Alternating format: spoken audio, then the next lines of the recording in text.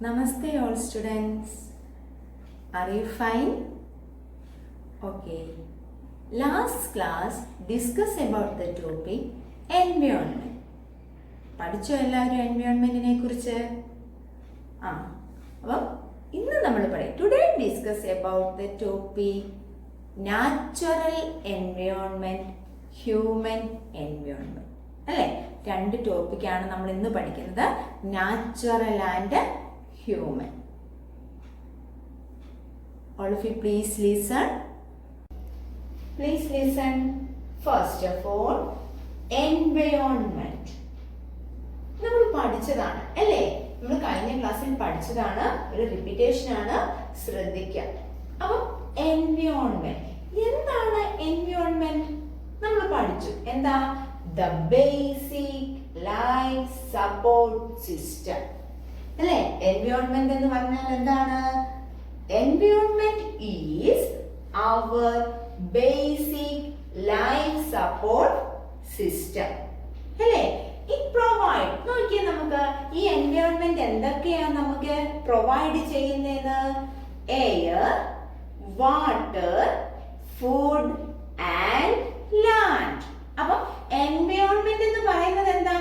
Environment is our the basic life support system, that is environment.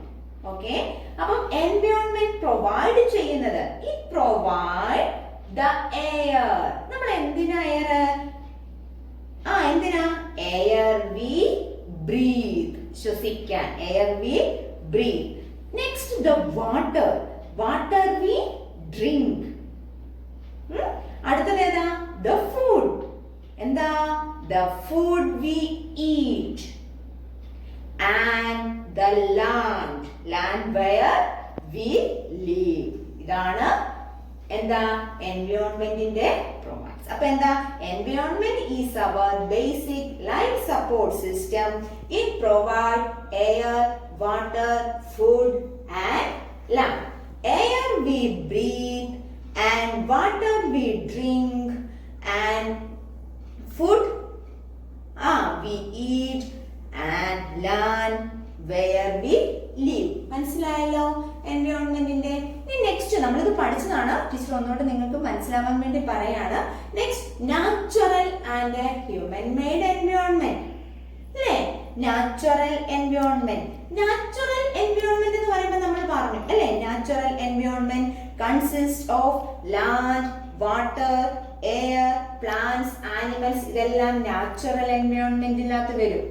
Next, human made environment. Human made environment consist of, നമുക്കറിയാം, മനുഷ്യനിർമ്മിതമായിട്ടുള്ളത്. ഏതൊക്കെയാണ് വരിക? Example കഴിഞ്ഞ ക്ലാസ്സിൽ പറഞ്ഞത് ബിൽഡിങ്സ്, റോഡ്സ്, ക്ലോത്ത്, ഫർണിച്ചർ. ഇവയെല്ലാം human made environment. ഇതെല്ലാം ഒരുപാട് വരും. അപ്പൊ ടീച്ചർ പറഞ്ഞതാണ്, ഹ്യൂമൻ മെയ്ഡ് എൻവയോൺമെന്റിനകത്ത് ഏതൊക്കെയാണ് നമ്മൾ പഠിക്കുന്നത്? Building, roads, cloth, furniture etcetera. ഇത് ഹ്യൂമൻ മെയ്ഡ് എൻവയോൺമെന്റ്.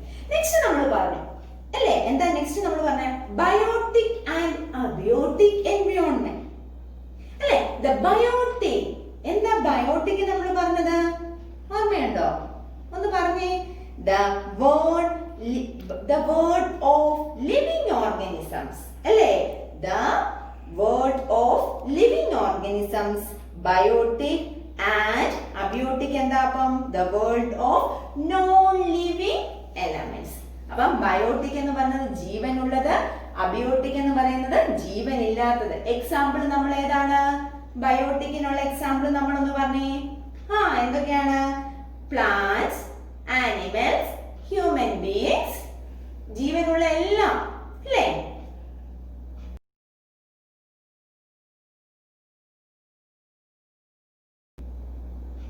ഇനി അബിയോട്ടിക്. അബിയോട്ടിക് എന്ന് പറഞ്ഞാൽ എന്താ? Non living elements. അപ്പൊ ഏതൊക്കെ വരാം?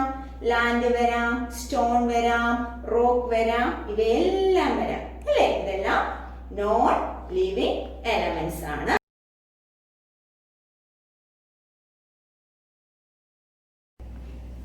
അപ്പോ നമ്മൾ എൻവയോൺമെന്റിനെ കുറിച്ച് പറഞ്ഞു അല്ലേ? The basic life supporting system ആണ്, എല്ലാം നമ്മൾ പറഞ്ഞു. അപ്പൊ നമ്മൾ ഇനി അടുത്തത് നാച്ചുറൽ എൻവയോൺമെന്റിനെ കുറിച്ചാണ് പഠിക്കുന്നത്. അല്ലേ? നാച്ചുറൽ എൻവയോൺമെന്റ് അല്ലേ, നമുക്കറിയാം അല്ലേ, നാച്ചുറൽ എൻവയോൺമെന്റ്. നമുക്കറിയാം നാച്ചുറൽ എൻവയോൺമെന്റിനകത്ത് പ്രധാനമായിട്ട് നമ്മൾ പഠിച്ചു. എന്തൊക്കെയാ നമ്മൾ പറഞ്ഞത്? എയർ പഠിച്ചു, വാട്ടർ പഠിച്ചു, പിന്നെ ഏതാ നമ്മൾ പഠിച്ചത്? ലാൻഡ് ഇല്ലേ? അപ്പൊ നമ്മൾ അതിനെല്ലാം ഓരോന്ന് പറഞ്ഞായിരുന്നു. അപ്പൊ നമുക്ക് അതിന്റെ ഒന്ന് എക്സ്പ്ലനേഷൻ നമുക്ക് നോക്കാം. ശ്രദ്ധിച്ചു നോക്കാം. First of all natural environment. First land ഇല്ലേ? ലാൻഡ് എന്ന് പറയുമ്പം ലാൻഡിനെ നമ്മൾ എന്തായിട്ട് പറഞ്ഞു? നമ്മൾ പറഞ്ഞു അല്ലേ, ഇതിന് 4 സ്ഫിയർ ആയിട്ട് നമ്മൾ പറയുന്നുണ്ട്. ഏതൊക്കെയാണ്? Lithosphere, hydrosphere, atmosphere and biosphere അല്ലേ? നമ്മളെ ഡൊമൈൻസ് ഓഫ് ദ എൻവയോൺമെന്റ്സ് ഒക്കെ നമ്മൾ പറഞ്ഞതാണ് അല്ലേ? അപ്പൊ ഡൊമൈൻസ്, അപ്പൊ ലാൻഡിനകത്ത് വരുന്നതാണ് ലിത്തോസ്ഫിയർ അല്ലേ? ലാൻഡിനകത്ത് ലിത്തോസ്ഫിയർ എന്താണ് നമ്മൾ പഠിച്ചതാണ്. നിങ്ങൾ ഓർമ്മയുണ്ടോ നിങ്ങൾക്ക് ലിത്തോസ്ഫിയർ എന്താണെന്ന് പറഞ്ഞത്? It is the solid crest അല്ലേ, അല്ലെങ്കിൽ ടോപ്പ് ലെയർ. ലിത്തോസ്ഫിയർ എന്ന് പറയുന്നത് solid crust or top layer, ഏറ്റവും മുകളിൽ കാണുന്നതാണ്. എല്ലാം പഠിച്ചതാണ്. നോക്കുക. അപ്പൊ സോളിഡ് ക്രസ്റ്റ് ആണ് ഏതെന്ന് പറയുന്നത്? ലിത്തോസ്ഫിയർ എന്ന് പറയുന്നത്. അടുത്ത നോക്കിയേ, it is made up of rocks and minerals അല്ലേ? ഇത് ഈ സോളിഡ് ലെയർ അല്ലെങ്കിൽ ഈ സോളിഡ് ക്രസ്റ്റ് ടോപ്പ് ലെയർ എന്തുകൊണ്ടാണ് നിർമ്മിച്ചിരിക്കുന്നത്? It is made up of rocks and minerals. It is covered by a thin layer of soil. Covered by thin layer of soil, അതാണ് ലിത്തോസ്ഫിയറിൽ പറയുന്നത്. അതേപോലെ തന്നെ lithosphere provide us the following. നോക്കിയേ, mountains, valleys, plains, plateaus അല്ലേ? ഇതാണ് ലിത്തോസ്ഫിയറിനകത്ത് പറയുന്നത്. അപ്പൊ ഞാൻ ഒന്നുകൂടെ പറയാം. ലാൻഡ് എന്ന് പറയുന്നത് land part, that is lithosphere. Lithosphere it is A solid crust or top layer soil. നിങ്ങൾക്ക് ഇനിയും വരുന്ന ചാപ്റ്റേഴ്സിൽ ഇതിനെ കുറിച്ച് ഡീറ്റെയിൽഡ് ആയിട്ട് പഠിക്കാനുണ്ട്. അപ്പൊ നോക്കാം. Lithosphere it is solid crust or top layer അല്ലെ, covered by a thin layer of soil. അതേപോലെ അതിനകത്ത് ഈ സോളിഡ് ക്രസ്റ്റ് ഏതൊക്കെയാണ് ഈ ലിത്തോസ്ഫിയറിൽ ഉൾപ്പെടുന്നത് എന്ന് പറയുന്നത്? നമ്മുടെ ടോപ്പ് ലെയർ എന്ന് പറയുന്നത് mountains, valley, plains and plateaus. മനസ്സിലായല്ലോ? Land, lithosphere, that is the solid crust or top layer, that's the mountains, valley, plains and plateaus. അപ്പൊ പോയിന്റ്സ് മാത്രം എന്താണെന്ന് മാത്രം നിങ്ങൾ ഓർത്തിരിക്കുക അല്ലേ? ടെക്സ്റ്റിനകത്ത് ഒരുപാട് കൊടുത്തിട്ടുണ്ട്, അതിനെ കുറിച്ചൊന്നുമല്ല. നിങ്ങൾ എന്താണ് ലാൻഡ്, ലിത്തോസ്ഫിയർ എന്തൊക്കെയാണ്, പോയിന്റ്സ് മാത്രം നിങ്ങൾ ഓർത്തിരിക്കുക. നെക്സ്റ്റ് നാച്ചുറൽ എൻവയോൺമെന്റിനകത്ത് നമ്മൾ പഠിക്കുന്നതാണ് നെക്സ്റ്റ് വാട്ടർ അല്ലേ? നെക്സ്റ്റ് നമ്മൾ ഏതാ പറയുന്നത്? Water. Hydrosphere, the domains of water. അപ്പൊ വാട്ടർ ഏത് സ്ഫിയറിനകത്താ വരിക? Hydrosphere. Hydrosphere, the domains of water. The different types of water bodies. The different type of water bodies like rivers, lake, sea, ocean, pond, lake, etc. ഒരുപാട് water bodies ഉണ്ട് അല്ലേ? അപ്പം എന്താണ്? It is the essential for all living organisms. ഈ water എന്ന് പറയുന്നത് it is essential for all living organisms. എല്ലാ ജീവജാലങ്ങൾക്കും അത്യാവശ്യമാണ് വാട്ടർ എന്ന് പറയുന്നത് അല്ലെ? ജീവനുള്ളവയുടെ ഒക്കെ അത്യാവശ്യമാണ് വാട്ടർ. അപ്പൊ ഈ വാട്ടർ എന്ന് പറയുന്നത് എന്താ? Domains of hydrosphere. അപ്പം ഏതൊക്കെ വാട്ടർ ബോഡീസ് ആണുള്ളത്? ഒരുപാട് വാട്ടർ ബോഡീസ് ഉണ്ട് അല്ലെ? റിവേഴ്സ്, ലേക്ക്, സീ, പോണ്ട്, ഓഷ്യൻസ്, ആ എല്ലാം ഉൾപ്പെടുന്നതാണ് ഏതെന്ന് പറയുന്നത്? ഹൈഡ്രോസ്ഫിയർ. മനസ്സിലായല്ലോ? ഹൈഡ്രോസ്ഫിയറിനെ കുറിച്ച് മനസ്സിലായല്ലോ? നമുക്ക് അടുത്തത് പഠിക്കാം. നെക്സ്റ്റ് ഏതാന്ന് നോക്കാം. Next air.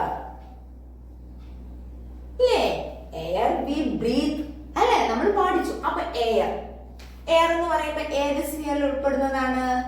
അറ്റ്മോസ്ഫിയർ. എയർ അറ്റ്മോസ്ഫിയറിൽ ഉൾപ്പെടുന്നതാണ്. ഈ atmosphere is thin layer of air that surround that earth. അല്ലേ? എന്താ? ഒരു thin layer of air surround, എർത്തിന് ചുറ്റുമുണ്ട് ഈ എയർ. Air V breath. അല്ലേ?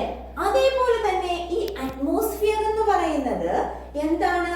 ഒരു ഗ്രാവിറ്റേഷണൽ ഫോഴ്സ് ഉണ്ട് ഭൂമിയിൽ നിന്ന്. അല്ലേ? അപ്പൊ the gravitational force of the earth hold the atmosphere around. നമ്മൾ പറഞ്ഞു ഒരു ഗുരുത്വാകർഷണമുണ്ട്. ഇല്ലേ? നമ്മള് സയൻസിനകത്തൊക്കെ നിങ്ങൾ ന്യൂട്ടന്റെ ഒക്കെ പഠിച്ചിട്ടുള്ളതല്ലേ? അല്ലെങ്കിൽ ഇനി പഠിക്കാൻ പോകുന്നുണ്ട്. അല്ലേ? ഗ്രാവിറ്റേഷണൽ ഫോഴ്സ് ഒക്കെ. അപ്പൊ എയറിന് ഒരു ഗ്രാവിറ്റേഷണൽ ഫോഴ്സ് ഉണ്ട്. അതേപോലെ തന്നെ എന്താണ്? ഈ അറ്റ്മോസ്ഫിയർ നമ്മളെ സൂര്യന്റെ ഹാർംഫുൾ റേസ് ആയിട്ടുള്ള അൾട്രാ വയലറ്റ് റേസിന്റെ ഒക്കെ ആ പ്രകാശം നമ്മളുടെ ഭൂമിയിൽ ഡയറക്റ്റ് പതിക്കാതിരിക്കാൻ നമ്മളെ പ്രൊട്ടക്ട് ചെയ്യുന്നുണ്ട് ഈ തിൻ ലെയർ. ഈ അറ്റ്മോസ്ഫിയർ എന്ന് പറയുന്നത് ഹാർംഫുൾ റേസിനെ പ്രൊട്ടക്ട് ചെയ്യുന്നുണ്ട്. അപ്പം നമ്മളെ സംരക്ഷിക്കുന്ന ഒരു ലെയർ ആണ്. ഏതെന്ന് പറയുന്നത്?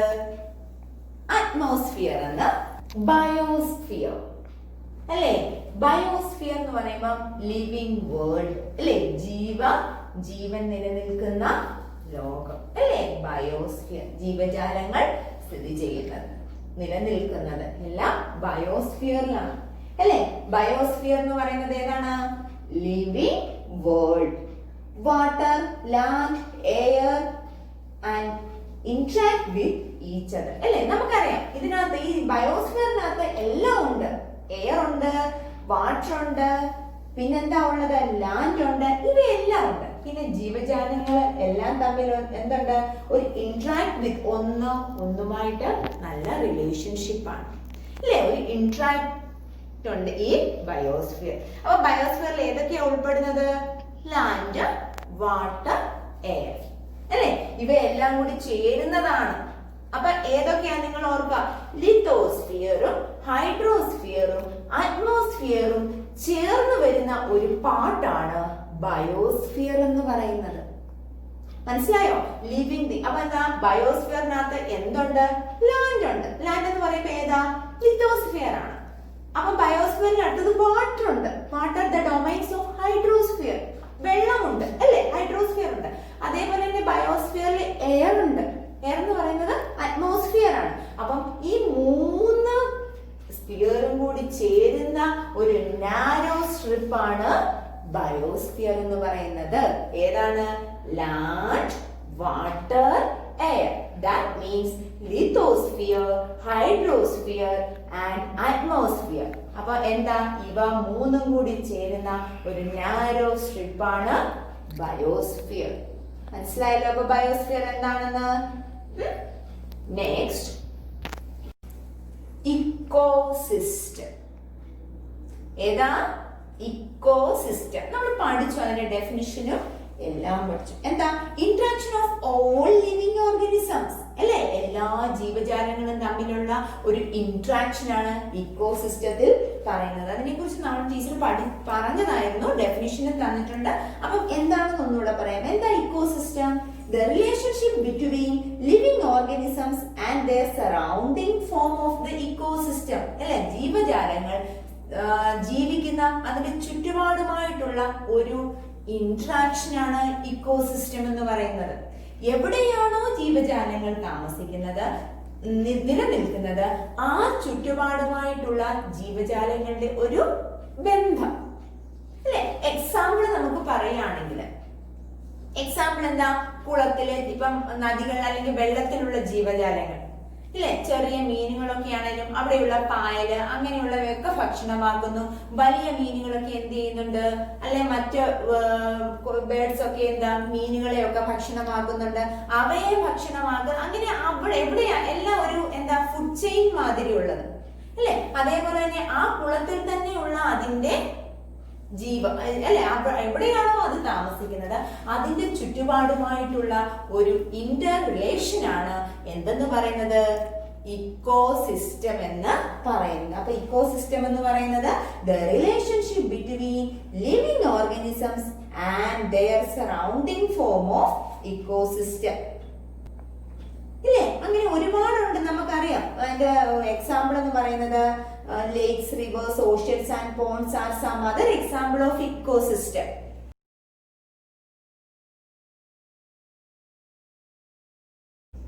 അപ്പൊ മനസ്സിലായോ ഇക്കോസിസ്റ്റം? അപ്പൊ ഇന്ന് നമ്മൾ പറഞ്ഞത് നാച്ചുറൽ എൻവയോൺമെന്റിനെ കുറിച്ചാണ്. നാച്ചുറൽ എൻവയോൺമെന്റ് ഒന്നുകൂടെ ടീച്ചർ പറയാൻ നമ്മൾ പഠിച്ചു. നമ്മൾ ഡൊമൈൻസ് ഓഫ് ദ എർത്ത് പഠിച്ചതാണ്. ഡൊമൈൻസ് ഓഫ് ദ എർത്തിനകത്തെ ഒരു എക്സ്പ്ലനേഷൻ ആണ് നമ്മൾ ഈ പറയുന്നത്. അപ്പൊ natural environment, first of all land. Land means lithosphere. Lithosphere is solid crust or top layer. മനസ്സിലായല്ലോ? എക്സാമ്പിൾ ആയിട്ട് മൗണ്ടൻസ്, വാലി, പ്ലെയിൻസ്, പ്ലേറ്റ്യൂസ്, ഇതാണ് ലിത്തോസ്ഫിയറിനകത്ത് വരുന്നത്. നെക്സ്റ്റ് നമ്മള് വാട്ടർ ആണ് പഠിച്ചത്. വാട്ടർ ഏത് ഡൊമൈൻസ് ഓഫ് ഹൈഡ്രോസ്ഫിയർ, അല്ലെ, essential for all living organisms. Example rivers, lakes, sea, ponds, oceans, etcetera. Next air. Air we breathe, that means atmosphere. Thin layer and protect the harmful rays. അല്ലേ, ഏതാണ്? Ultraviolet raise ആയിട്ടുള്ള harmful റേസിൽ നിന്നും നമ്മെ protect ചെയ്യുന്ന ഒരു layer ആണ് എന്തെന്ന് പറയുന്നത്? അറ്റ്മോസ്ഫിയർ എന്ന് പറയുന്നത്. മനസ്സിലായല്ലോ? നെക്സ്റ്റ് നമ്മൾ പറഞ്ഞത് ബയോസ്ഫിയർ. ബയോസ്ഫിയർ എന്ന് പറയുന്നത് ഈ 3 ലെയറിന്റെയും ഒരു നാരോ സ്ട്രിപ്പ് ആണ്. ഏത് 3 ലെയറിന്റെയും? ലിത്തോസ്ഫിയറിന്റെയും ഹൈഡ്രോസ്ഫിയറിന്റെയും അറ്റ്മോസ്ഫിയറിന്റെയും 3ഉം കൂടി ചേരുന്ന ഒരു നാരോ സ്ട്രിപ്പ് ആണ് ബയോസ്ഫിയർ എന്ന് പറയുന്നത്. ഇത് ലിവിംഗ് വേൾഡ് ആണ്. എല്ലാ ജീവജാലങ്ങളും നിലനിൽക്കുന്നത് ഈ ബയോസ്ഫിയർ. നെക്സ്റ്റ് നമ്മൾ ecosystem, the relationship between all living organisms. എല്ലാ ജീവജാലങ്ങളുടെയും ഒരു റിലേഷൻ ആണ് ഇക്കോസിസ്റ്റം എന്ന് പറയുന്നത്. ഇത്രയും മനസ്സിലായി കാണുമല്ലോ. അപ്പൊ ഇതാണ് നാച്ചുറൽ എൻവയോൺമെന്റിനകത്ത് വരുന്നത്. നെക്സ്റ്റ് നമ്മൾ പഠിക്കാൻ, നമ്മൾ നാച്ചുറൽ എൻവയോൺമെന്റ് പഠിച്ചു അല്ലേ? ഇനി ഹ്യൂമൻ എൻവയോൺമെന്റ്. എന്താണ് ഹ്യൂമൻ എൻവയോൺമെന്റ്? അപ്പൊ നമുക്ക് നോക്കാം. പലതരത്തിലുള്ള ഡെവലപ്മെന്റ്സ് ആണ് പല കാലങ്ങളിലായിട്ട് ഉണ്ടായിക്കൊണ്ടിരിക്കുന്നത്, അല്ലെ? പണ്ട് കാലത്തിൽ നിന്നും പലതരത്തിലുള്ള മാറ്റങ്ങളാണ് ഉണ്ടായിരിക്കുന്നത്, അല്ലെ? ഫസ്റ്റ് ഓഫ് ഓൾ നമുക്ക് അറിയാം, ആദ്യം എന്താണ്? ഇന്ററാക്ഷൻ. ആളുകൾ തമ്മിലുള്ള ഒരു ഇന്ററാക്ഷൻസ്, അല്ലേ? അതിന്റെ ഏർലി ഹ്യൂമൻസ് തൊട്ടാണ് സ്റ്റാർട്ട് ചെയ്യുക. ഏർലി ഹ്യൂമൻസ് ആണ് അടുത്തത്, അല്ലെ? ഇന്ററാക്ഷന് കഴിഞ്ഞിട്ട് next early humans. Early humans എന്ന് പറഞ്ഞാൽ പണ്ട് കാലത്തെ ആളുകൾ എങ്ങനെയായിരുന്നു, പണ്ട് കാലത്തെ ആളുകളുടെ ലൈഫ് സ്റ്റൈൽ എങ്ങനെയായിരുന്നു. നമുക്കറിയാം പണ്ട് കാലത്തിൽ നിന്നും ഇപ്പൊ എന്താണ്, ഒരുപാട് ചേഞ്ചസ് ഓരോ കാലഘട്ടത്തിനനുസരിച്ചും പലതരത്തിലുള്ള ഡെവലപ്മെന്റ്സ് ഉണ്ടാകുന്നുണ്ട്. ഏർലി ഹ്യൂമൻസ് എന്ന് പറയുമ്പോൾ എന്താണ്, അവര് പണ്ട് കാലത്ത് കേവ്സിലൊക്കെ താമസിച്ചു, പിന്നീട് ഹട്ടായി, അങ്ങനെ പലതരത്തിലുള്ള മാറ്റം. ഓരോ ലൈഫ് സ്റ്റൈൽ മാറുമ്പോഴും ചേഞ്ചസ് ഒക്കെ ഉണ്ടായിക്കൊണ്ടിരുന്നു. Next domestication of animals. അപ്പം ഏർലി ഹ്യൂമൻസ് വീണ്ടും എന്തായി, പിന്നെ അവരിങ്ങനെ സെറ്റിൽഡ് ലൈഫ് ആരംഭിക്കാൻ തുടങ്ങുന്നത്. ആദ്യം അവരെന്താ, ഡൊമസ്റ്റിക്കേഷൻ ഓഫ് ആനിമൽസ്, അല്ലേ? മൃഗങ്ങളെയൊക്കെ വളർത്താൻ തീരുമാനിച്ചു. നമ്മൾ ഹിസ്റ്ററിക്കകത്ത് പഠിച്ചിട്ടുണ്ട്, അല്ലേ? ഷീപ്പ്, ഗോട്ട്, ബഫല്ലോ, അങ്ങനെയുള്ള ആനിമൽസ്, ഡോഗ്, അങ്ങനെയുള്ള ആനിമൽസിനെ എല്ലാം അവർക്ക് ഉപയോഗമുള്ള ആനിമൽസിനെ ഒക്കെ അവർ വളർത്താൻ തുടങ്ങി. പിന്നീട് അങ്ങനെ പോയി കഴിഞ്ഞപ്പോൾ അടുത്തത് ഏതാ, ഗ്രോ ക്രോപ്സ്, അല്ലേ? അഗ്രികൾച്ചർ സ്റ്റാർട്ട് ചെയ്തു, കൃഷി ആരംഭിച്ചു. കൃഷി ആരംഭിച്ചപ്പോൾ എന്താണ്, അവർ സെറ്റിൽഡ് ലൈഫ് ആരംഭിച്ചു. അപ്പം കൃഷി വന്നതോടുകൂടി ഒരിടത്ത് സ്ഥിരമായിട്ട് താമസിക്കാൻ തുടങ്ങി, അവര് സെറ്റിൽഡ് ലൈഫ് ആരംഭിച്ചു. അപ്പം ഇത് കഴിഞ്ഞ് വീണ്ടും സൈക്കിളിൽ പോകുന്നത് എങ്ങോട്ടാണ്, വീൽ, ഇൻവെൻഷൻ ഓഫ് വീൽ, അല്ലെ? ചക്രങ്ങളുടെ കണ്ടുപിടുത്തം. കൃഷി അങ്ങോട്ട് ഉണ്ടായി കഴിഞ്ഞ് ആദ്യമൊക്കെ അവര് എന്താണ്, കൃഷികള്, വിളകളൊക്കെ എടുത്തു തുടങ്ങി. പിന്നെ അവരുടെ സ്പീഡപ്പിന് വേണ്ടി അവരെന്ത് ചെയ്തു, വീൽ, ഇൻവെൻഷൻസ് ഓഫ് വീൽ, വീലിന്റെ കണ്ടുപിടുത്തമായപ്പോൾ അല്പം സ്പീഡായി, അല്ലേ? അപ്പം ഇങ്ങനെ വീലിന്റെ കണ്ടുപിടുത്തം, അപ്പൊ അവർക്ക് ഓരോ ഡെവലപ്മെന്റ്സ് ആണ്, ഓരോ ഈ കാലഘട്ടത്തിൽ ഉണ്ടായ മാറ്റങ്ങൾ. പിന്നീടാണ് വന്നത് ബാർട്ടർ സിസ്റ്റം. എന്താണ് ബാർട്ടർ സിസ്റ്റം?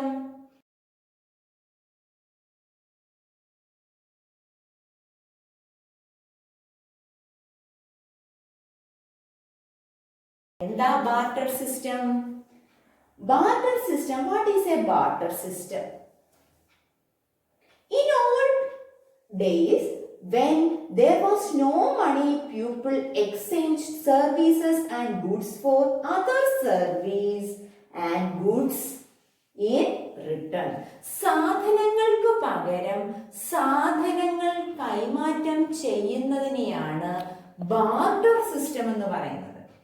എന്താ, പണ്ട് കാലത്ത് പണം ഉണ്ടായിരുന്നില്ല, മണിയില്ല അല്ലേ? അപ്പൊ ഒരു സാധനം വാങ്ങിച്ചാൽ നമുക്കറിയാം, നമ്മൾ കടയിൽ പോയി സാധനം, നമുക്ക് ഇഷ്ടമുള്ള സാധനം വാങ്ങിച്ചാൽ പൈസ കൊടുക്കാൻ നമുക്ക് സാധനം തരുമോ? ഇല്ല. അപ്പൊ പണ്ട് കാലത്ത് സാധനങ്ങൾ വാങ്ങിച്ചാൽ തിരിച്ചു കൊടുക്കാൻ പൈസ കണ്ടുപിടിച്ചിട്ടില്ലായിരുന്നു അല്ലേ? അപ്പം ഒരു സാധനം, ഇപ്പൊ എനിക്കൊരു സാധനം വേണമെങ്കിൽ എന്താണ്, എനിക്കിപ്പം വീട്ടിലേക്കുള്ള എന്തെങ്കിലും കഴിക്കാനുള്ള ഒരു ഫുഡ് വേണമെങ്കിൽ എൻ്റെ കയ്യിലുള്ള ഫുഡ് വേണ്ട എങ്കിൽ എൻ്റെ കയ്യിലെ ഫുഡ് വേറൊരാൾക്ക് കൊടുത്തിട്ട് എന്ന് പറഞ്ഞാൽ അതിനകത്ത് ഏതൊക്കെ വരാം? ഫുഡ്, ടീ, വെപ്പൺസ്, അങ്ങനെയുള്ള ഏതെങ്കിലും ഒരു സാധനത്തിന് പകരം മറ്റൊരു സാധനം നമുക്ക് ആവശ്യമാണെങ്കിൽ സാധനങ്ങൾ കൈമാറ്റം ചെയ്യുന്നതിനെയാണ് ബാർട്ടർ സിസ്റ്റം എന്ന് പറയുന്നത്. It was introduced by Mesopotamian tribes. Mesopotamian നിങ്ങൾ പഠിച്ചിട്ടുണ്ട് അല്ലേ? കഴിഞ്ഞ വർഷത്തെ ഹിസ്റ്ററി ടെക്സ്റ്റിനകത്ത് നിങ്ങൾ പഠിച്ചു ഹാരപ്പൻ സിവിലൈസേഷൻ ആണ് മെസപ്പൊട്ടോമിയൻ സിവിലൈസേഷൻ. അപ്പൊ മെസപ്പൊട്ടോമിയയിലെ ട്രൈബ്സ് എന്ന് പറയുന്നത് ആരാണ്? ഗോത്ര വിഭാഗങ്ങൾ അല്ലെ? അപ്പൊ മെസപ്പൊട്ടോമിയയിലെ ട്രൈബ്സ് ആണ് എന്ത്, ഈ ഗുഡ്സ് എക്സ്ചേഞ്ച് ചെയ്യുന്ന സിസ്റ്റം ഉണ്ടാക്കിയത്. എന്ന് പറഞ്ഞാൽ barter system first of all start ചെയ്തത് മെസപ്പൊട്ടോമിയയിലെ ട്രൈബ്സ് ആണ് അല്ലെ? എന്തൊക്കെയാണ്? Exchange for food, tea, weapons. അവരുടെ കയ്യിലുള്ള സാധനങ്ങൾ മാത്രമേ അവർക്ക് എക്സ്ചേഞ്ച് ചെയ്യാൻ പറ്റുന്നുണ്ടായിരുന്നുള്ളൂ. അപ്പൊ മനസ്സിലായല്ലോ, ബാർട്ടർ സിസ്റ്റം സാധനങ്ങൾക്ക് പകരം സാധനം കൈമാറ്റം ചെയ്യുന്ന. അപ്പൊ മണി ഇല്ലാത്ത കാലത്തെയാണിത്.